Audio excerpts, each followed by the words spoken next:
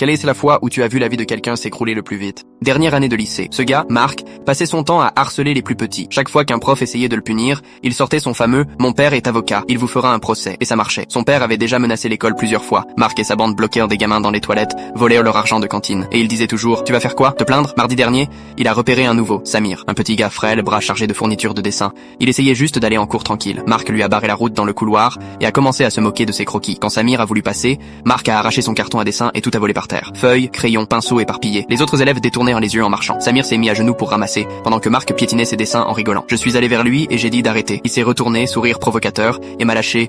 Sinon quoi? Sa bande s'est mise en cercle autour de nous, comme si c'était un spectacle. Marc a commencé son blabla habituel sur comment son père allait me ruiner. Il a sorti son portable, menaçant d'appeler tout de suite pour me faire virer du lycée. Comme je ne bougeais pas, il s'est rapproché et m'a poussé du doigt dans la poitrine. Tu sais ce qui est arrivé au dernier qui a cru pouvoir me défier? Mon père a fait virer ses parents de leur boulot, puis il a refait la même chose à Samir. Le gamin ramassait encore ses feuilles, quand Marc a shooté dedans pour les envoyer plus loin. Il m'a lancé. Tu vois, personne ne peut m'arrêter. Là j'ai craqué. J'ai attrapé son t-shirt et je l'ai plaqué contre les casiers. Sa tête a cogné fort et son nez s'est mis à saigner. 3 profs ont débarqué et m'ont traîné direct au bureau du proviseur. Marc suivait derrière, bouchant son nez avec des mouchoirs, déjà au téléphone avec son père. J'ai attendu 20 minutes assis sur une chaise en plastique, à regarder Marc tourner en rond en criant dans son portable. Il m'a agressé. Je veux qu'il soit arrêté. Le proviseur avait l'air de plus en plus nerveux. Quand le père de Marc est arrivé, le proviseur s'est mis direct à s'excuser. Monsieur Dubois, je vous assure, nous prenons ça très au sérieux. On a déjà sorti les images de la caméra. Marc a sauté de sa chaise. Papa, il m'a attaqué sans raison. Je veux qu'il soit viré et arrêté. Son père a levé la main pour qu'il se taise. Il a demandé à voir la vidéo. Il a tout regardé sans dire un mot. Puis il s'est tourné vers son fils. C'est toi qui as commencé? Le visage de Marc est devenu rouge. Mais papa, il m'a frappé alors que je rigolais juste avec un gamin. La voix de son père est devenue glaciale. Rigoler? Tu humiliais un enfant 2 fois plus petit que toi. Le proviseur a tenté d'intervenir, mais monsieur Dubois l'a coupé. Combien de fois mon fils est venu dans ce bureau cette année? 17 fois, monsieur. Monsieur Dubois a pris un air écœuré. Il s'est tourné vers moi. Merci d'avoir montré à mon fils ce que j'essaie de lui faire comprendre depuis des années, qu'il y a des conséquences. Puis il a fixé Marc. Tu es privé de sortie 3 mois. Pas de voiture, pas de téléphone, pas d'amis à la maison. Marc n'a plus jamais embêté personne.